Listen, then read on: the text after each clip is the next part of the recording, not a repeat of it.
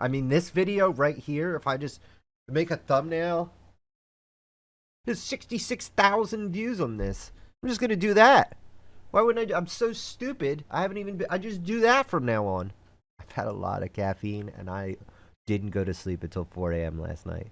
Let's check out the secret pay-to-win in Diablo Immortal no one is talking about by Darth microtransaction. Amazing content. Go check him out. I'm about to subscribe to him live because I just found him yesterday. Diablo Immortal is factually pay to win. I'm not going to argue it. True, it's a good game. The PvE is enjoyable. The gameplay is enjoyable. I think people should play the game and give it a shot just to see if it's your thing. I think you should play free to play, or if you're going to spend money, I think you should spend the $5 on the Battle Pass just for the bonus experience and stuff that comes with the Battle Pass because it's worth it. And you Boom! I agree. I would even go as far as saying the next level up Battle Pass, but I know it's expensive. Not everybody's going to agree with me. I get it. But it is pay to win. But you don't have to pay if you don't want to. You can just have fun playing a game. You don't have to be number one. You can just have fun. Play a fucking game. You should not spend any more money unless you want to buy cosmetic skins, because to be fair, the cosmetics in this game are quite good, and I've never had problems with cosmetic transfer. The cosmetic skins are very, very expensive. I guess if you really want to buy them, but I love cosmetic skins, and I'm not buying them in this game. And don't quote me on that. Actions in any game. I'm the type of person that's bought tons of skins in League of Legends, to give you an instance. But I want to talk about pay to win, where people are getting it wrong. At the moment, everyone's talking about the gym system, which, don't get me wrong, is pay to win. That's not where this video is going. This is absolutely, I would say, maybe a problem. I mean, it's a problem in PvP. It's a problem from a moral aspect if you want to argue against monetization in video games and all that. And sure, we can agree and we can all dunk on that stuff together. However, there's one part about this people don't get right. Really, what happens is the base equipment you get. It's like, oh my God, 50% base stats. Yes, of these stats, the intelligence, etc., which gives you combat rating. And then your combat rating is gated out to only 10% more damage. So I could factually be playing against a level 1 player in PvP, even though you can't be level 1 in PvP. Just bear with me. And I could be the strongest person, and no matter what, I'm only doing 10% more damage. Like, I'm only doing 10% more damage from the combat rating. However, that's from the combat rating. Okay? Combat rating alone, which is dictated by your attribute stats. There's other stats in this game. Look at this armor. 190 armor. Reduces all damage taken, increased blocked amount. Your armor is 189 higher. I think I know where he's going with this. I think. I wasn't following for a minute. I had a little bit of the math spinny brain going, but I think I know where he's going.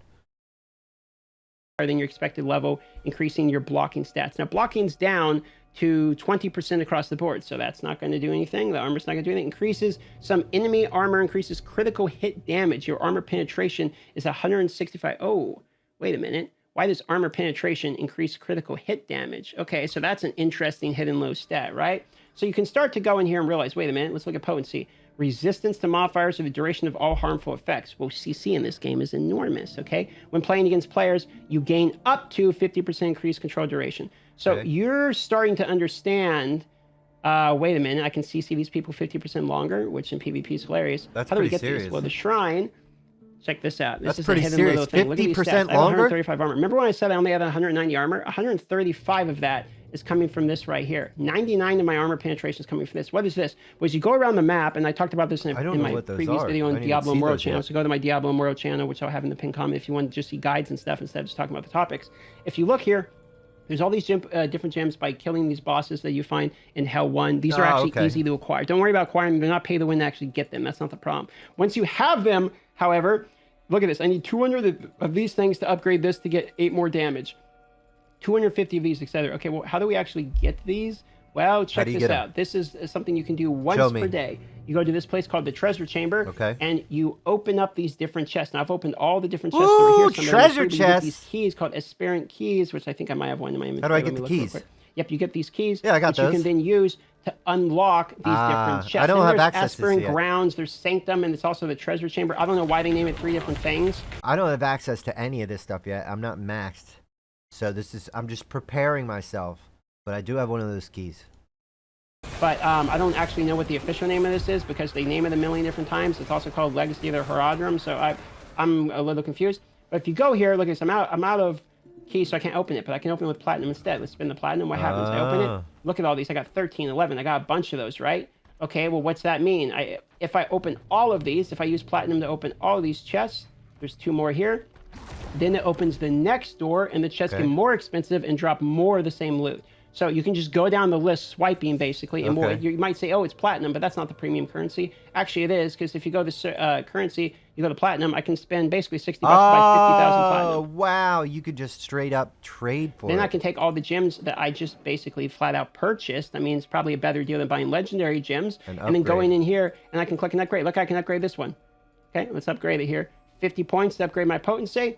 I just got 18 more potency, and now that's just a flat stat that I have literally permanently forever. Now, we could talk about the gym system, and I could click on gym residence, and I could show you that when you get a gym to rank 10 and spend the $10 to awaken it, it opens up another spot, which then you put this gym and you upgrade this one to rank 4, which is going to take even more gym powder. So you crunch that one in, and then once that one's there, then it's going to open up another gym spot here, and then you can take that gym and upgrade that one, and it's gems inside of gems inside of gems. But all of this is basically moot, because these are more or less all about giving you the combat radium, which is capped at 10%, and the other pay-to-win side is where it's secretly not capped. And these upgrades are ridiculously expensive. I spent $100, okay? I spent $100. I was sitting here streaming like this on this screen, right? Spent $100, opened some legendary gems, crunched them all into one, and I got one rank out of $100 on one of my favorite gems. That's all I got. If I wanted to upgrade my other favorite gem, it's basically factually impossible, because if I go here and look at it, in order to upgrade my best gem, I need a duplicate. I can't even click. See, what I tend to do in these games is I just randomly select things and click upgrade when I have it available until I can't do it anymore. And then I never figure out the system beyond that. With the exception of World of Warcraft and Lost Ark. So this could be a problem. It could be. But I also never really spend more than an undisclosed amount. But it's not a lot of money. It's very little amount of money compared to anybody in most of these games. So, I don't know. I don't let it run away. But that seems like a lot of things that you could spend money on. Just in the brief time he's went through. I mean, I've seen everything else. I just haven't gotten to this part yet. I need a duplicate of the same gem. And that gem, I only got one of them, and it was after literally hundreds of dollars. So he'd need on legendary hundreds more to get another one. So the legendary gems are getting the big point of conversation, because that's where it's like, oh my god, you can spend 50,000. You can swipe infinitely. It is an infinite swipe. That is possible. Okay. But it's not good value. In fact, it's horrible value. I can tell you as well right now, I wouldn't want these. I've spent thousands of dollars in another game. I played Marvel, spent like $2K the first week because I was super into Marvel Future Revolution. Go to the pay-to-win PvP side of it. Use an AoE, one-shot the entire... I'm not exaggerating. There's videos on the Diablo Immortal channel showing this. I one-shot the entire enemy team with one AoE move. This game, that's not going to happen. It's not going to happen. What you might have happen is barbarians in PvP running rampant with their 6-second cheat death and killing people with 0 HP while they literally can't be killed. Yeah. At the moment, PvP is very unbalanced, mostly because of the hero design, in my personal opinion. I am not going to PvP in this game.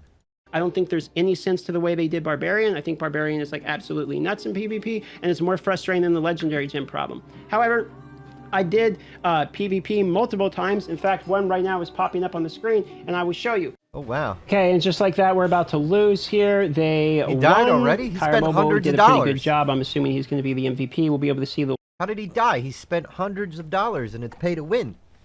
They must have spent thousands of dollars. That's what it was. Leaderboard, and you're going to be able to kind of get an example of one such game. Let's see, I went 4, 5, and 9. Where's Kyra Mobile? He was popping off. He went 10, 4, and 15. Looks like they had some good players on their team that were popping off. This guy went 10 and 1. Let's look at his equipment. Okay, here you go. Let's look at his gems to give you an idea. He has a 2-star Howler's Call that's rank 1. He has a 3-star Blood Soaked Jade that's rank 1. 2-star Blade Reach, rank 1. Rank 2, Fervent Fang. Rank 4, 1-star. And then a rank 3. That's not that ridiculous, to be honest with you. That seems we look at his stats, combat rating 844. This guy had 2/3 of my combat rating and did better than I did. He's factually has worse stats and just did way better. That might say more about me than it says about him. I don't know. It does. There you go. It absolutely does in that case. Get good. Spend like $500 more. You'll be fine. You'll win every time. There's one such example.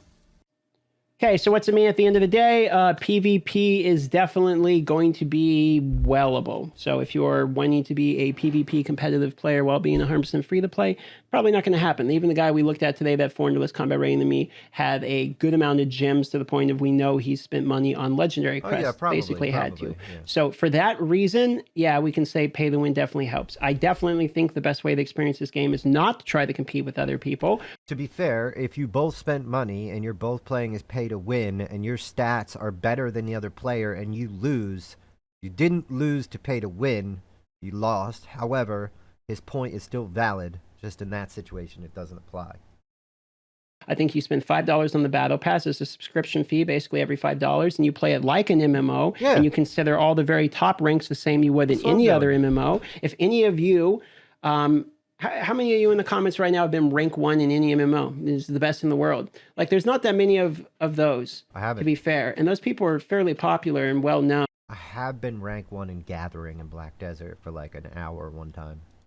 For the most part. And I also kind of feel like hitting rank 1 in these games like isn't really the purpose. Like, I hit rank 1 and it didn't do anything. Like, the best necromancer on the server, and at one point I had, I don't know why you I think I had the world's first 36 game, challenge rift clear or something for necromancer, and it doesn't actually like matter. Like, what matters? Nobody There's cares. no cheerleaders that come out of a closet to like freak out about it. The only cheerleader thing that happens is like the Immortal system when you get the crown and all that, and that is a whole clan based thing where you have to rely on 100 people. And let me tell you right now, we got a lot of whales in the clan. There's another clan doing better than us because they're better organized and have more people that are properly managing their activities per day. We can't make everybody log on every day, so we're having to like boot the people that aren't logging on and get people that are in. But it's just playing the game is what matters. Just doing your activities every day is what matters the most. And Paragon level is going to gate you of most things anyway. So the way I see it, it's a fun Diablo MMO. It is. Should be experienced casually. Should not be experienced from the hardcore aspect of it. That's my own personal read on the situation. I'm curious to see what you guys think.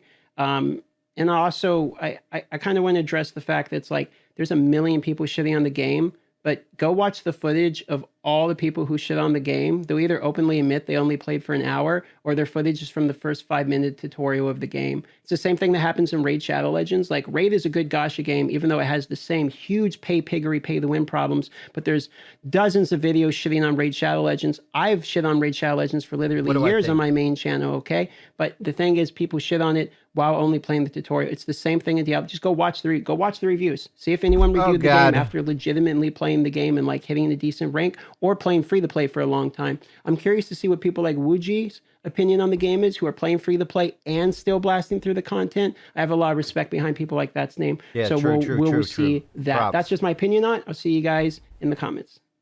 All right. Yeah, I think that's fair. I totally agree with most of the stuff he said there. I think he was pretty honest that he lost to skill even though the other person wasn't free to play. It's a really good video. I think it sums it up pretty well. It's only 10 minutes long instead of watching 60 minutes of Asmon talking about all sorts of things that are both related and not related. Don't get me wrong, amazingly wonderful to watch, and also the videos are really good. But this is just a quick summary. It's straightforward. It's easy. It's nuts. I like it. Don't forget to subscribe and like and all that shit I'm supposed to say because it's the only way that content becomes visible. Do that.